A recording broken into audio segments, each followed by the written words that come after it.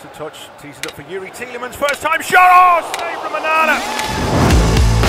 Sunday Tour μας φέρνει στο Μπέρμιγχαμ. They don't like coming to Άστον Βίλα. It's a noisy atmosphere.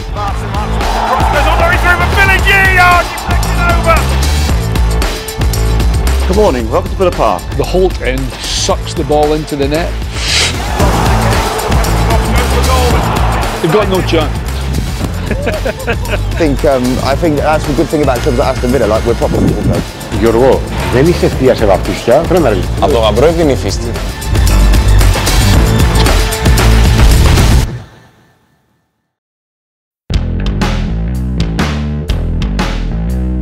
Το Μπέρμιγχαμ ποτέ δεν ήταν μια ελκυστική πόλη, σύμφωνα με τον δημιουργό του Peaky Blinders, Steven Knight.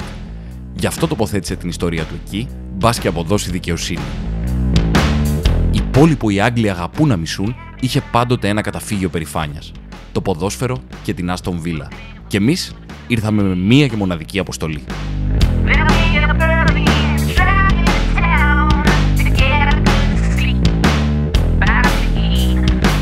Το Sunday Tour μας φέρνει στο όχι και τόσο εξωτικό Μπέρμιγχαμ και είναι μια μεγάλη στιγμή για εμάς, καθώς μετά από πολύ καιρό, επειδή το κασέ του Άγγελου είναι πάρα πολύ ακριβό, λόγω του ότι είναι Premier League, είχαμε budget να σε φέρουμε μαζί μας. Οπότε καλώς ήρθες και πάλι.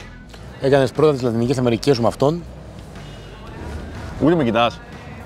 Και τώρα με θέλεις πίσω. Ούτε με κοιτάς. Εσύ δεν μου λες και μου είπες που είσαι να αντέχω άλλο με αυτόν και τέτοια. Δεν θα το επιβεβαιώσω μπροστά στην κάμερα, ούτε θα το διαψεύσω όμως. Η ουσία είναι ότι έχουμε έρθει εδώ για ένα νέο επεισόδιο Sunday Tour για το Άστον Βίλα Manchester United, παρέα με τη Στίχημαν, και έχεις έρθει σε μια διατεταγμένη υπηρεσία. Ποια είναι αυτή? Το έχω δηλώσει πολλάκι στο παρελθόν. Όχι Παύλος. Όχι Παύλος. Αύριο το βράδυ ένας από τους δύο θα επιστρέψει στη δουλειά του. Ή εγώ ή ο Τενχάγκ. Ως εδώ. Άρα για να καταλάβει ο κόσμος, είσαι Manchester United, ναι. Είσαι αντιτενχαγκικός. Ναι. Σωστά. Οπότε αυτό πρακτικά θα σε κάνει να υποστηρίζεις την Άστον Βίλα στο συγκεκριμένο παιχνίδι. Σε καμία περίπτωση. Ήμουνα ο τελευταίος πιστός του Τενχάγκ, μέχρι που δεν γίνεται άλλο να θέλω τυφλής. Πόσο να κοιτάξω τον ήλιο και να μην κλείσω τα μάτια, κατάλαβες. Πρώτη γνώμη για Μπέρμιγχαμ. Θεωρείται, είναι η δεύτερη μεγαλύτερη πόλη καταρχάς της Αγγλίας. Πληθυσμιακά. Ναι, πληθυσμιακά, 1,1 εκατομμύριο, αν δεν κάνω λάθος. Και επίσης θεωρείται η πιο καταθλιπτική πόλη της. Φίλε, πολύ δύσκολη πίστα. Εμένα τον Μπέρμιγχαμ δεν μου άρεσε καθόλου. Δηλαδή, ό,τι έχω δει μέχρι τώρα δεν έχω ενθουσιαστεί ούτε λίγο. Ζητάμε συγγνώμη προκαταβολικά από τον κόσμο που θα δει αυτό το επεισόδιο Sunday Tour, γιατί ένα στα δύο σχόλια του Άγγελου θα είναι για τον Τενχάγκ. Οπότε πάμε να ξεκινήσουμε. Πάμε. Ο δρόμος προς την απόλυση του Τενχάγκ είναι μπροστά σου.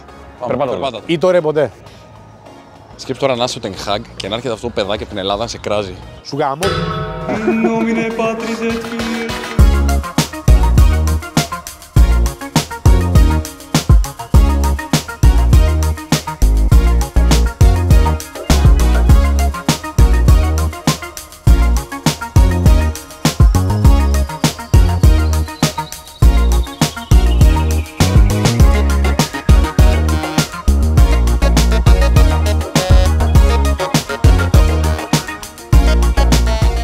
Λοιπόν, επειδή έχω ζήσει στην Αγγλία, για όσοι δεν το ξέρετε, ήμουνα στο Brighton, ομολογώ ότι η γνώμη μου δεν είναι και καλύτερη για τους Άγγλους. Φίλε, εγώ ήμουν πάρα πολύ φίλος από την άποψη ότι μου αρέσει πάρα πολύ το χιούμορ τους. Τους απολαμβάνω γενικά που ξέρεις, έχουν άποψη για τα πάντα, σμπαραλιάζονται καμιά φορά.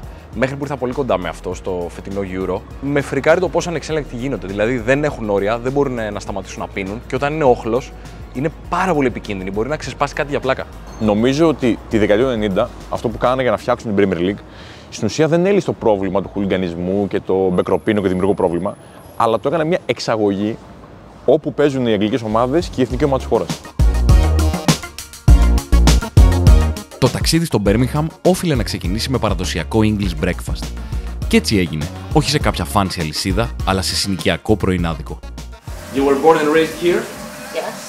What's the vibe of the city, the very essence of Birmingham? I think the multicultural society, which is good. I like it.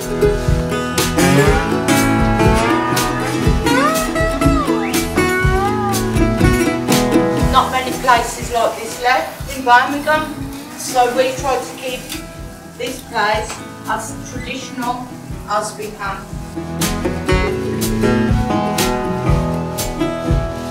What makes eggs, bacon, sausage, mushrooms, hash brown, beans, tomatoes, black pudding, white pudding. So I think that's it. That's the main ingredient. Also toast. A lot of people back home are afraid of English breakfast because they think they think that it's a fast ticket to the morning toilet, which is good in my opinion, you know. Oh, you're gonna love this. There you go.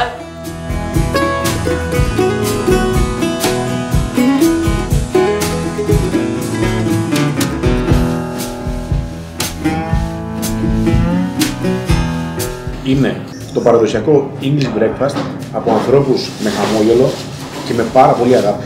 Αυτό που μου αρέσει στο English breakfast είναι ότι έχει το μοναδικό συστατικό που έχει χαθεί σήμερα στην κοινωνία και στην πραγματικότητα, την ειλικρίνεια.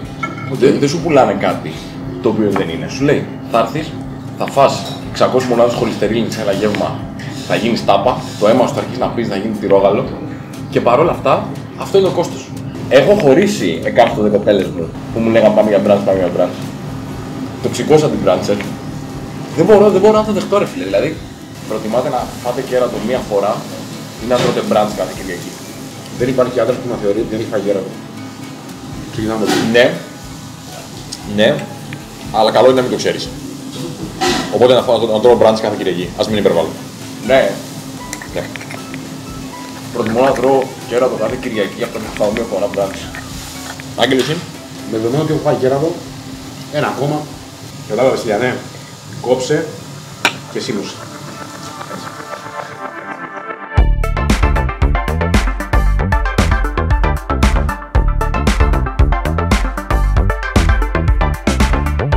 Με γεμάτο στομάχι και ανάλαφρη καρδιά, ξεκινήσαμε για το Villa Park. Στα μάτια μας, το πιο iconic γήπεδο του νησιού.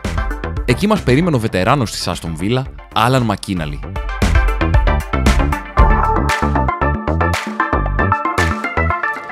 Good morning, welcome to Villa Park.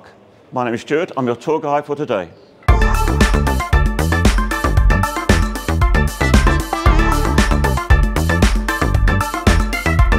As an away player, it must be a tough play. I didn't come as an away player, obviously. I didn't play against Astton Villa at all.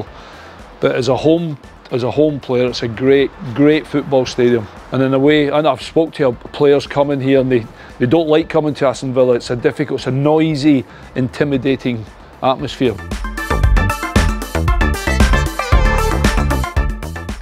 As a football player, if you don't draw on the atmosphere, and don't get nervous, but it can help you.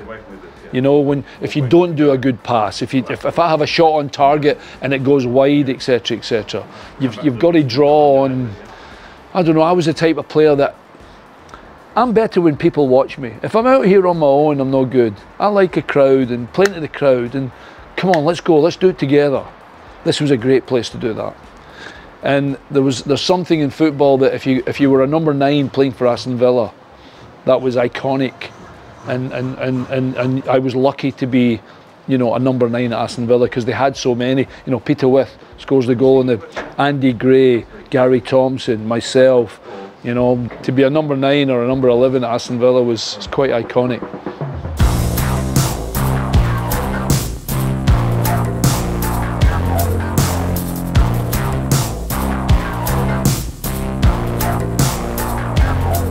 Την προηγούμενη εβδομάδα δέχτηκα ένα τηλεφώνημα από τον Γιώργο Λέντζα. Μου λέει, θα πάμε Άστον Βίλα, Manchester United. Λέω, κοίταξε να δεις, αν είναι να διώξω εγώ ο ίδιος από τον πάγκο της United, τον The Hague, θα είμαι εκεί, λέω να κάνω κάποια τηλέφωνα. Παίρνω τηλέφωνο τον πρίγκιπα William, του λέω, μεγαλειότατε, μου λέει, Will για σένα. Λέω, Will, θα είμαι γήπεδο, θα είσαι, μου λέει, θα είμαι. Του λέω, Όζη θα είναι, μου λέει, όχι, έχει τα εγγόνια να κρατήσει. Λέω, οκ. Λέω, πώς το βλέπεις το μάτς.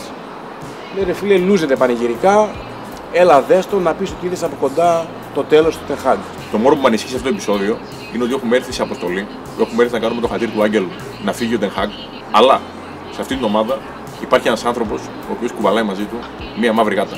Κύριε Γιώργο Λέντζα, δεν ξέρω αν θα φέρουμε κακοτυχία στο γηπεδούχο ή στο συνοδοιπόρο σου και συνταξιδιώτη σου Άγγελο Γιακουμίδη, ο οποίος θα δει ένα εντυπωσιακό 0-3 του The Hague, ο οποίος θα ισχυροποιήσει τη θέση του μέχρι να έρθει η επόμενη Κυριακή και ο επόμενος Μπουλκουμές. Στην Αυστραλία υπάρχει ένα ρητό.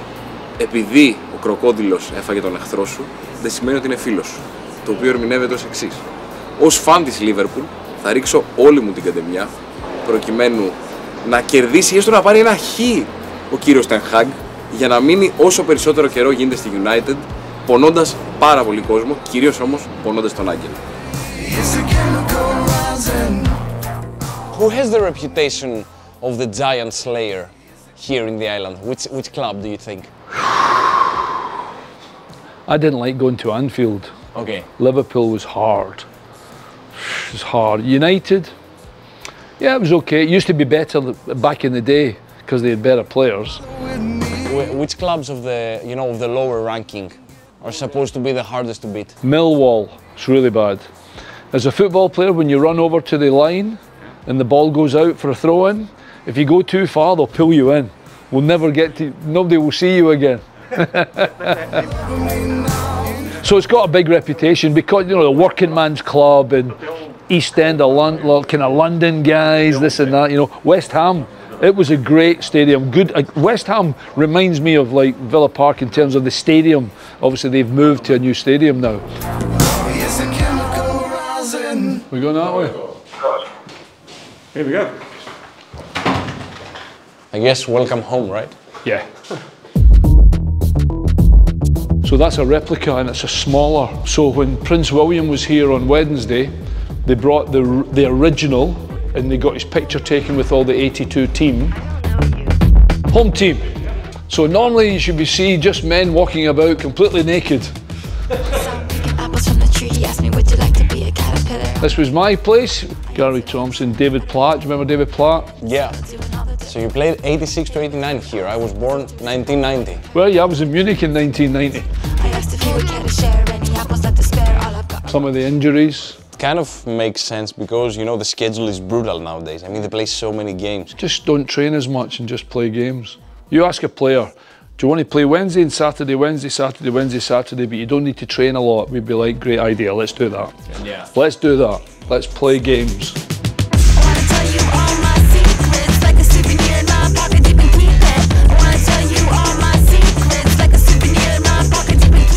What's the most interesting element of this stadium, of the Villa Park? That there, the Holt end, because it actually sucks the ball into the net. That's the most interesting. Although you can play, they will the ball into the net. They play a big part in this football club and always have. Which was your spot when you played? That wasn't there, it was out here somewhere. That's what I wanted to hear. Oh, yeah.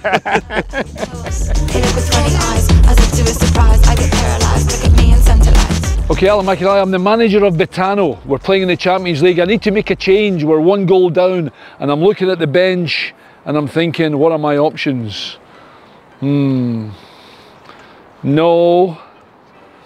definitely not. I think we could be in trouble here, guys. I might make a change at half time.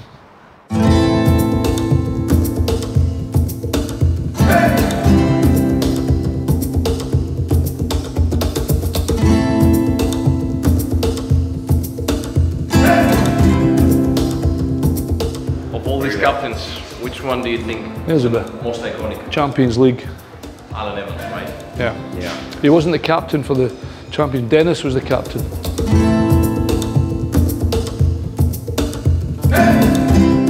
Good facilities, eh? Yeah, man.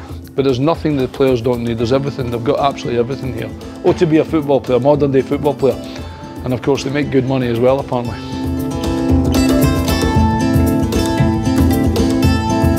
You have to keep in mind that if you ever sign George, you're gonna need a higher net here and there. Yeah, we thought about that.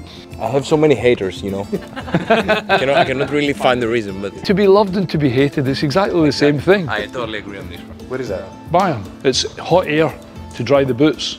So as air comes out of there, and your boots are wet, and you put your boots on there, the hot air comes through, dries the boots from the inside so the boots are not hard and they stay nice and... You know you have to be good to wear there. Man U, Ollie Watkins, he's not just good, he's fantastic. Got the McInally kiss. Fingers crossed anyway.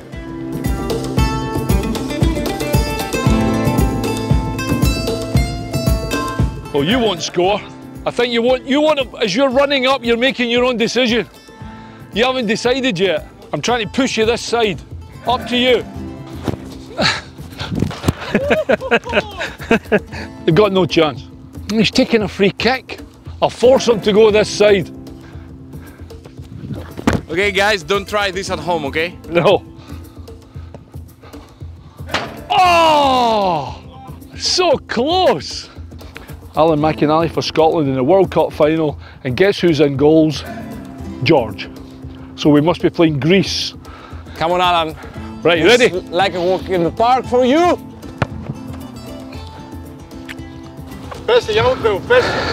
Don't look at the eyes.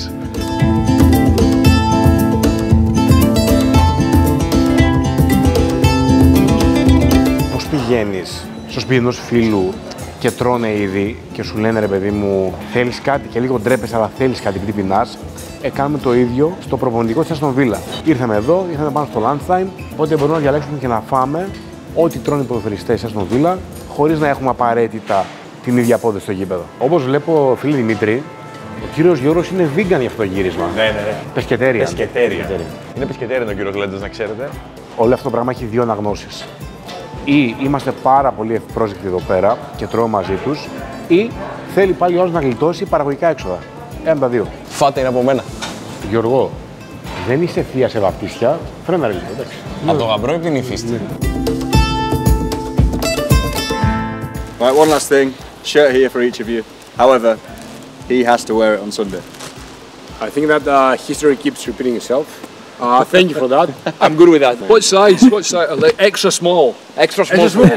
Large or medium. Okay, I can take anything, but not extra small. He is an Eric Ten Hag enthusiast. Right, give him a extra large. See you on See you Sunday. Sunday, right? Maybe. Thank you. To the cameraman. To the cameraman. Goodbye. Have a good one.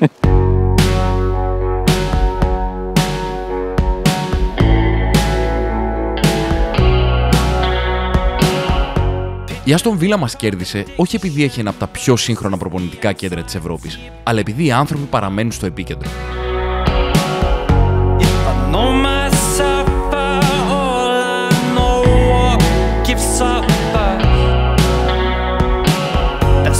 Η ζεστασιά που βρήκαμε δεν έμοιαζε με τίποτα άλλο στο νησί, επιβεβαιώνοντας τον κανόνα ότι οι πιο εργατικές πόλεις κρύβουν πάντα μια ανθρώπινη εκδοχή που κοντεύει να χαθεί. Οι ώρες περνούσαν και το μάτς πλησίαζε.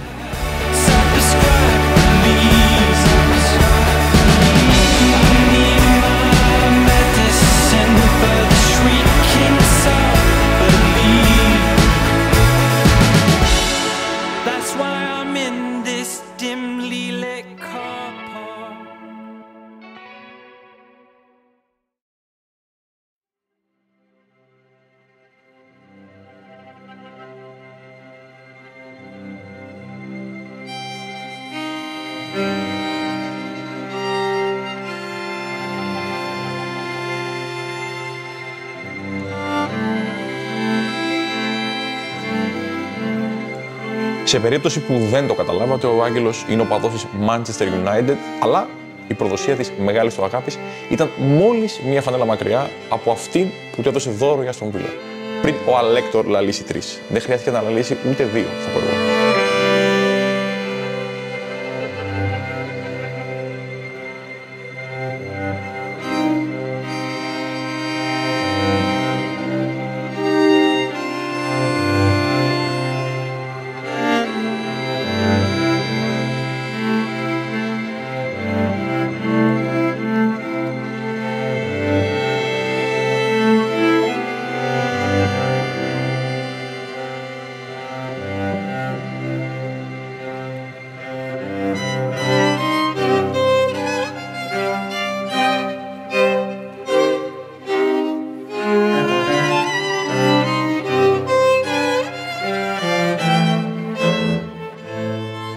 Δύο πράγματα έχουμε να κερδίσουμε σαν γνώση από το σημερινό επεισόδιο.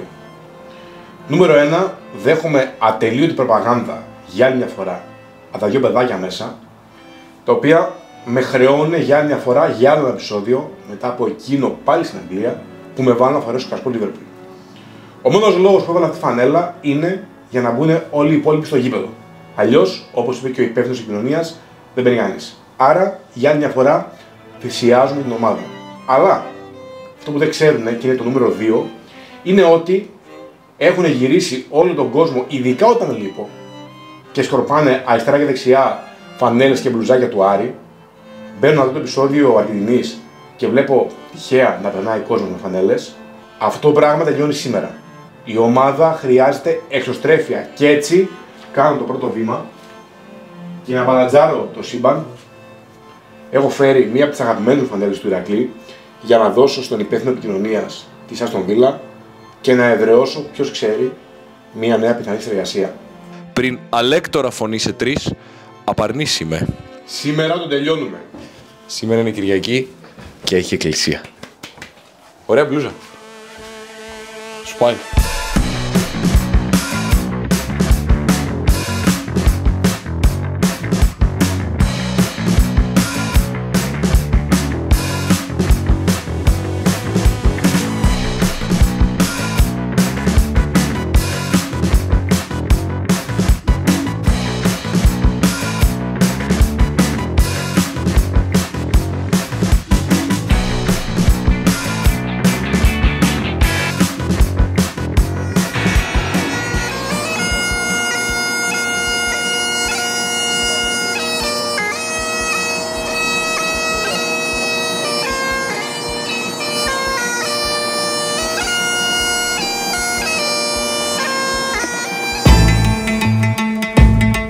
Δεν είσαι στην Αγγλία αν δεν πιεις την πρώτη μπύρα στις 10 το πρωί.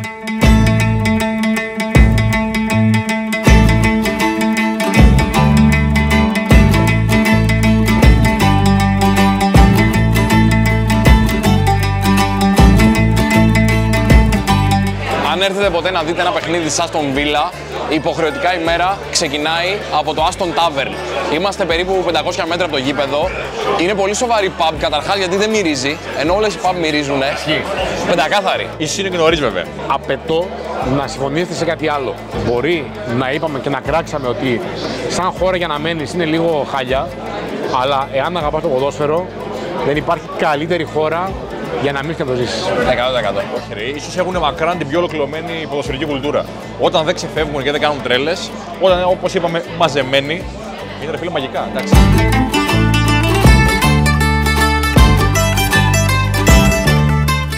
Είναι ένα από τα πιο iconic μέρη που μπορείς να έρθεις και να πιεις 1, 2, 3, 5, 10, 20 μπύρες πριν ξεκινήσει το παιχνίδι. Όσο προλαβαίνεις τέλος πάντων. Οπότε πίνουμε 1-2 μπυράκια, παίρνουμε το δρόμο. Εννοείται θα φάμε κάτι. Θα φάμε έξω από το γήπεδο. Πρέπει να κάνουμε γευσηγνωσία. Ναι. Θα φάμε το πιο βρώμικο έξω από το γήπεδο. Λοιπόν, πίνετε.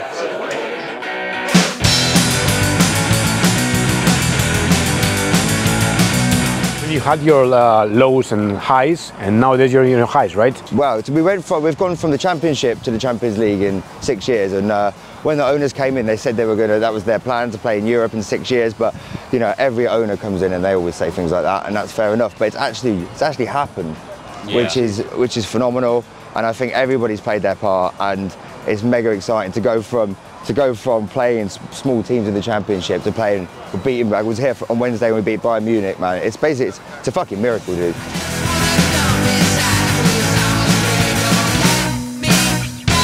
What is the difference of supporting Villa compared to any other major Premier League clubs? Well, you know what, I mean, you can support your Man Utd or your Chelseas or your Liverpools, especially people that have like only ever been there once, you know what I mean? But I think there's something quite special about supporting your club that you go, that you know, all your family support, and you know, even if that's not one of the top 6 clubs, I think there's something special in that, and I don't think we should lose that in football. Do you know what I mean?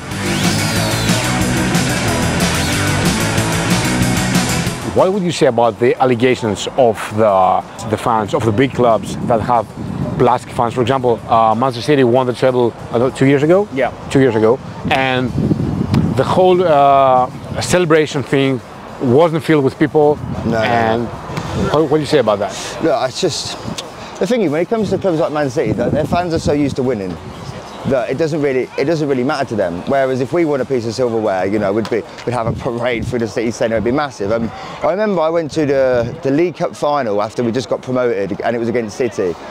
And I had a drink with some Man City fans after the game, and it was like they'd just come out. It was like they'd just had a 0-0 away at like Shrewsbury Town or something, you know. Yeah. It was just so normal to them that they didn't experience any emotion from winning the League Cup. Whereas if we'd have won that competition that day, for us it just would have been like the best thing ever.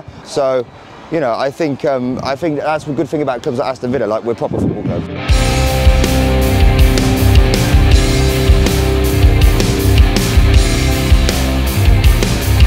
Το δώρο του Θεού στην ανθρωπότητα.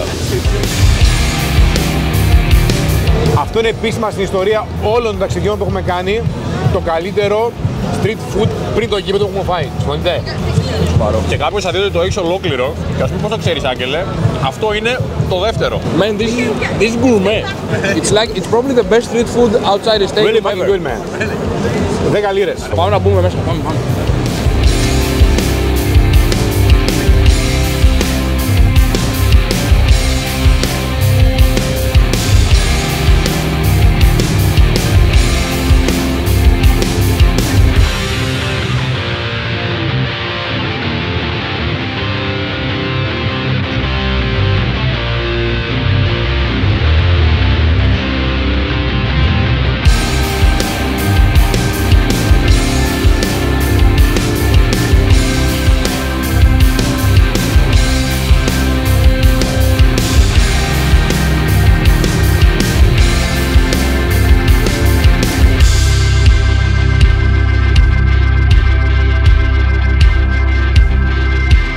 Οι Κυριακές στην Αγγλία έχουν κάτι σπάνιο σε σχέση με τον υπόλοιπο κόσμο. Ίσως επειδή εδώ ο ήλιος δεν βγαίνει συχνά, πρέπει με κάποιον τρόπο να το φτιάξεις. Υπάρχει λοιπόν πιο φωτεινή μέρα από το να βλέπεις μπαλίτσα με φίλους. Μέχρι την επόμενη.